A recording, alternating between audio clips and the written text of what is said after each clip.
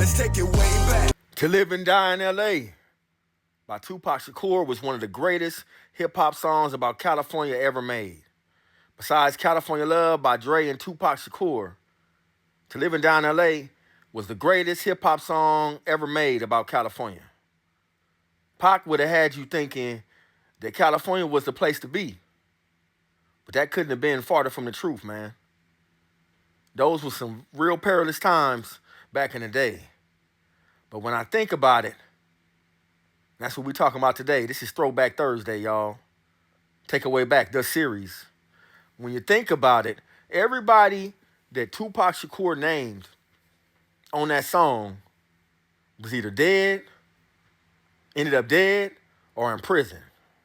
Facts. That shit kind of hits home for me. So you got to understand, back in those times, that's why I ask people all the time, where were you when Pac died? During those times, I was a totally different person. I wasn't thinking about none of this rap shit, none of this music shit. Only thing I thought about is the streets and survival. And that's what Compton was back then, survival.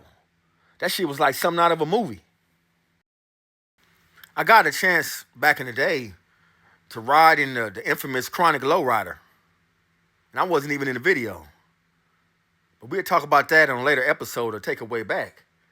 But that was just something that, being from California back in the 1990s, that you was accustomed to doing. You know what I'm saying? There was always a homie or somebody you knew that had a lowrider. Back in those days, that was the shit. Especially when you was getting picked up or took to school by one of the homies in a lowrider. But yeah, those big homies so happened to be the Herons, the Rock Chisholms, the Big Buntrys, the Stettaboxes, the Donzellis. You know what I'm saying? The list goes on and on, man. My big brother was a reputable from over that way. So a lot of people would see me and they would see him thinking we was the same people, but knowing that, that's little bro. I think for the most part, that's one of the things I miss about 1990's Compton, especially on the east side of Compton. People actually looked out for each other. There was a lot more unity amongst the respective neighborhoods. Facts. Shit was a lot better. Shit is way different now. Shit didn't change. You see, back in those times, I like to call it before Death Row, pre-Death Row. Before Death Row hit the east side of Compton, it was a lot more unity amongst a lot of the homies that was from over there. What I mean by homies, because everybody and their mama knew each other. Facts. And that was part of the problem. Everybody and their mama knew each other. And it's crazy how money can change people.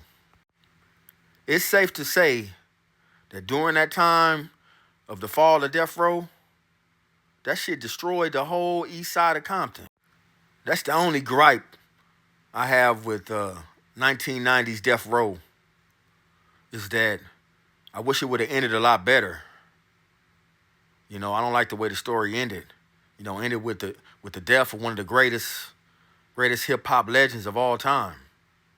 And there would never be another Death Row. I know Snoop doing his thing, but there would never be another Death Row.